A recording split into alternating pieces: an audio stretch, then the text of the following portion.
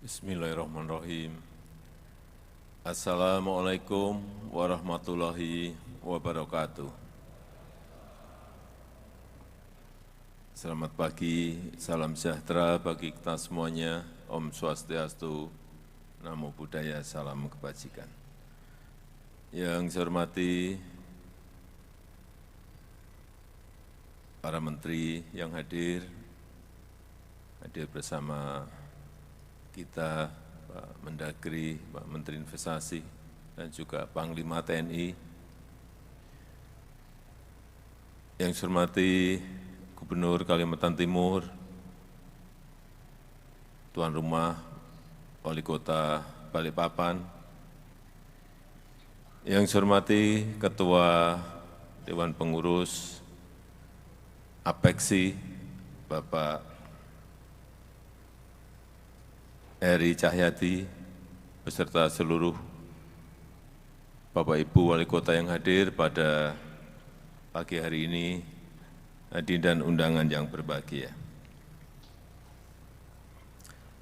Sudah sering saya sampaikan bahwa di tahun 2045, 70% penduduk kita ini akan ada di perkotaan. 70%. Kalau dunia di tahun 2050, 80% penduduk dunia ini akan ada di kota, di perkotaan. Apa yang akan terjadi? Beban kota akan menjadi sangat berat. Oleh sebab itu, juga sudah sering saya sampaikan, rencana kota secara detail itu harus dimiliki setiap kota di Indonesia. Sehingga jangan sampai kita memiliki kota yang sekarang ini banyak terjadi di Eropa maupun di Amerika, kota-kota yang mencekam. Karena penganggurannya banyak, karena homeless-nya banyak, dan kita tidak ingin itu terjadi di negara kita, Indonesia. Kita ingin menjadikan semua kota itu livable, nyaman dihuni, dan juga lovable. Orang yang berkunjung ke sana senang ingin kembali berkunjung, dan orang yang tinggal di situ juga sangat mencintai kotanya, karena kotanya memberikan pelayanan publik yang baik kepada masyarakatnya. Kita melihat sekarang ini sudah banyak kota-kota di negara kita itu sudah mulai macet. Mulai macet. Pak Wali Kota Balikpapan sudah macet. Sudah. Saya dengar, sudah. Surabaya sudah macet, Pak Wali, sudah. Sampun Pak, sudah. Bandung, Pak Wali Kota Bandung, sudah macet Bandung, sudah. Medan, Pak Wali Kota Medan ada macet, macet. Oh Pak Wali, macet. Semuanya sudah mulai macet.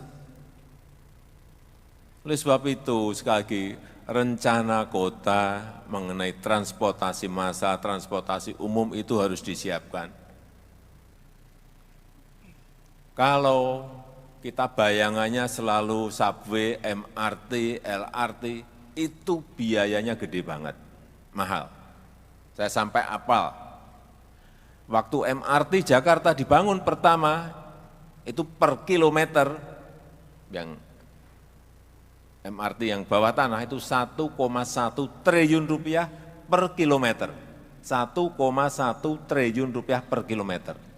Sekarang sudah 2,3 triliun per kilometer.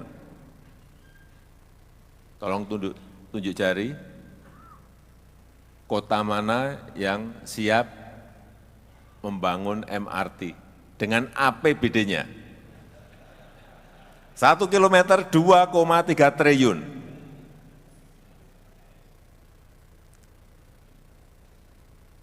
Kalau LRT yang kita bangun di Jakarta, yang kita bangun sendiri, dengan gerbong yang kita buat di Inka, itu kurang lebih 600 miliar per kilometer. Siapa yang sanggup? Ada kota yang APBD-nya sanggup? Tunjuk jari. Saya beri sepeda. Enggak ada yang mampu. Apalagi kereta cepat. Kereta cepat itu juga justru lebih murah dari yang subway. Kereta cepat itu 780 miliar per kilometernya. Oleh sebab itu sekarang ada barang baru yang namanya ART, Autonomous Rapid Transit. Tidak pakai rel, tapi pakai magnet. Bisa 3 gerbong, 2 gerbong, 3 gerbong, atau 1 gerbong. Nah ini jauh lebih murah. Nanti kalau ada yang APBD-nya memiliki kemampuan, tolong berhubungan dengan Pak Menteri Perhubungan. Bisa bagi-bagi 50-50, APBD 50%, APBN 50% misalnya. Karena kalau tidak,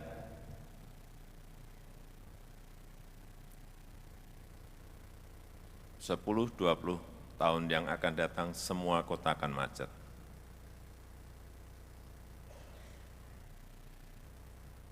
Enggak percaya, kita lihat nanti. Kalau enggak, kota-kota siap dan menyiapkan diri mengenai transportasi massalnya.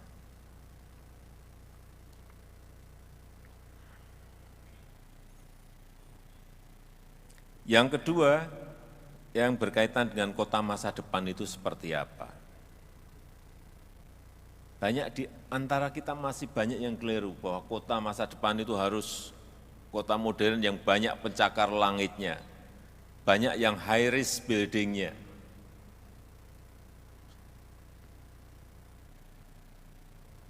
Menurut saya, dan sekarang ini sudah mulai ada sebuah paradigma baru. Kota yang baik adalah kota yang ramah pejalan kaki. Kota yang baik adalah kota yang ramah terhadap penyandang disabilitas. Kota yang ramah terhadap pesepeda. Kota yang ramah terhadap anak dan perempuan. Konsepnya kira-kira itu. Kota yang ramah terhadap lingkungan. Artinya apa? Kota ini memang harus green, harus smart, dan harus friendly.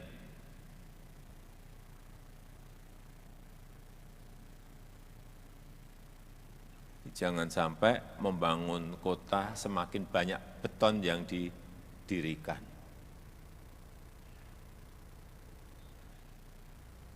Ada trotoar, semua paving block semuanya.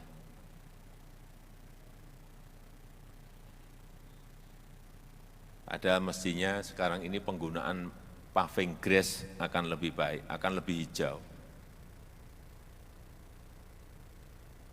Ada pedestrian, enggak ada pohonnya.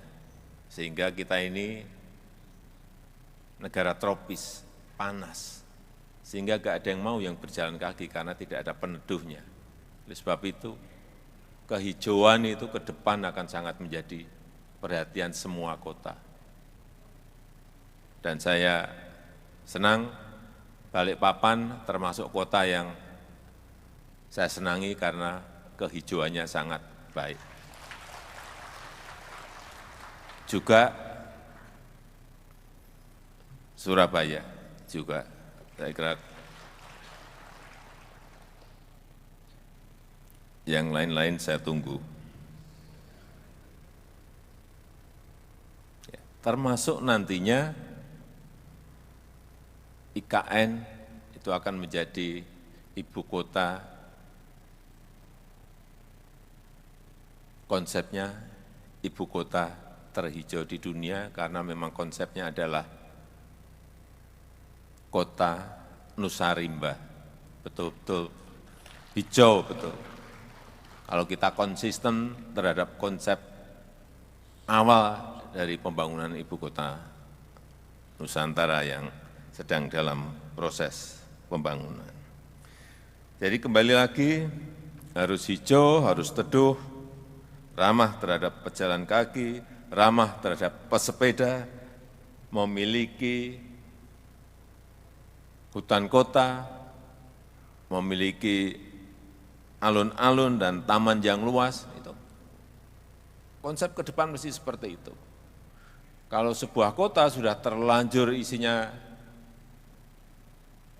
gedung dan beton, ya memang harus mencarikan, artinya meredesain lagi kotanya. Mungkin memangkas beberapa gedung, dibeli, dipangkas, kemudian dijadikan taman kota. Tidak ada jalan lain kalau sudah terlanjur.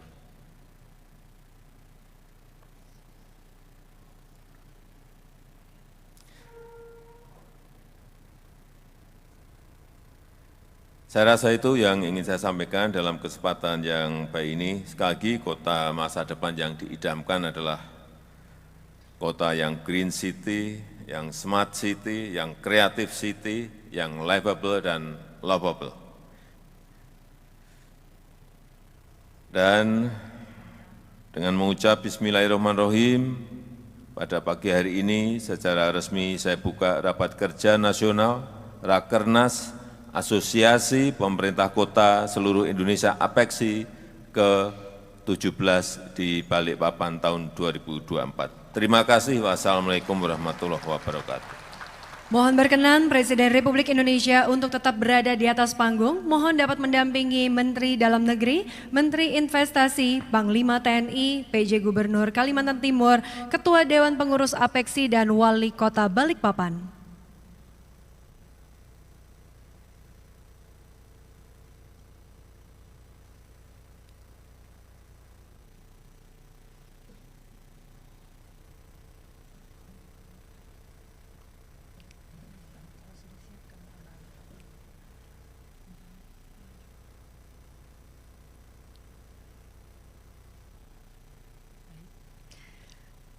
Mari kita hitung bersama di 3, 2, 1.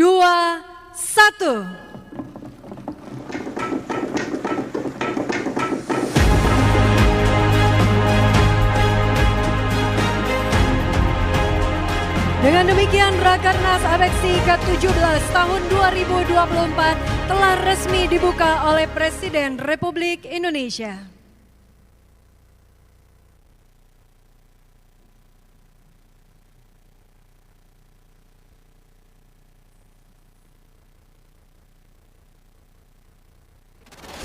Sebagai